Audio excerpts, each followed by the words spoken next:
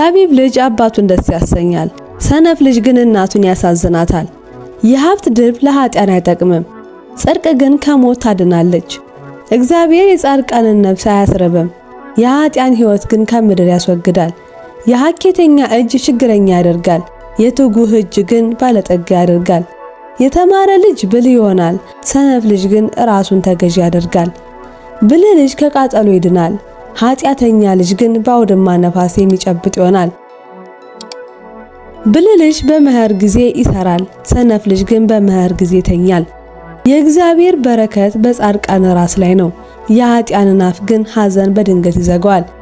የጻድቃን መታሰቢያ ከምስጋና ጋር ነው፣ የኃጢአን ስም ግን ይጠፋል። በልቡ ጠቢብ የሆነ ትእዛዝን ይቀበላል፣ በከንፈሩ የማይታገስ ግን በመሰናክል ይወድቃል። በይኋት የሚሄድ ተማምኖ ይኖራል፣ መንገዱን የሚያጣምም ግን ይታወቃል። ለክፋት ባይኑ የሚጠቃቀስ ለሰው ሐዘን ይሰበስባል፣ በግልጽ የሚገስጽ ግን ሰላምን ያደርጋል። የሕይወት ምንጭ በጻድቃን አፍ ነው፣ የኃጢአንን አፍ ግን ጥፋት ይከርነዋል። ቁጣ ጥልን ያነሳሳል፣ ፍቅር ግን የማይጣሉትን ሁሉ ይሸፍናቸዋል። ብልህ ሰው ከከንፈሩ ጥበብን ያወጣል፣ አእምሮ የጎደለውንም ሰው በበትር ይመታል። ጠቢብ ዕውቀትን ይሸሽጋል፣ የችኩል አፍ ግን ለጥፋት ይቀርባል። የባለጠጋ ሀብት የጸናች ከተማ ናት፣ የእውቀት ድህነት ግን የኃጢአተኞች ጥፋት ነው። የጻድቃን ሥራ ሕይወትን ያደርጋል፣ የኃጢአን ፍሬ ግን ኃጢአት ነው። ተግሣጽ የሕይወትን መንገድ ይጠብቃታል፣ በተግሣጽ የማይዘለፍ ግን ይስታል። ልዝብ ከንፈሮች ጥልን ይሸፍናሉ፣ ስድብን የሚያወጡ ሰነፎች ናቸው። ኃጥእ ከነገር ብዛት የተነሳ ከኃጢአት አያመልጥም፣ ከንፈሩን የሚገታ ግን አስተዋይ ነው። የጻድቅ ምላስ የተፈተነ በር ነው፣ የኃጢአን ልብ ግን ይጎድላል። የጻድቃን ከንፈሮች የሩቁን ያውቃሉ፣ ሰነፎች ግን በድህነት ይሞታሉ። የእግዚአብሔር በረከት በጻድቃን ራስ ላይ ሆኖ ባለጠጋ ታደርጋለች፣ ሐዘንንም ወደ ልብ አታመጣም። ሰነፍ ሰው በመሳቁ ክፉን ይሰራል፣ ጥበብ ግን ለሰው ዕውቀትን ትወልዳለች።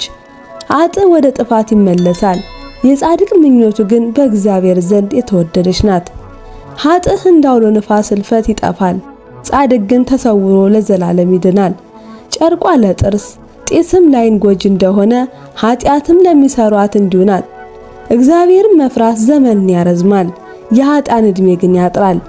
ደስታ ከኃጢአን ጋር ትኖራለች፣ የኃጢአን ተስፋ ግን ትጠፋለች። እግዚአብሔርን መፍራት ለደግ ሰው ብርታት ነው፣ ጥፋት ግን ክፋት ለሚያደርጉት ነው። ጻድቃን ለዘላለም አይናወጡም፣ ኃጢአን ግን በምድር ላይ አይቀመጡም። የጻድቅ አፍ ጥበብን ይናገራል፣ የአመፀኛ ምላስ ግን ይጠፋል። የጻድቃን ከንፈሮች ሞገስን ያፈሳሉ፣ የኃጢአን አፍ ግን ከእውቀት ይከለክላል።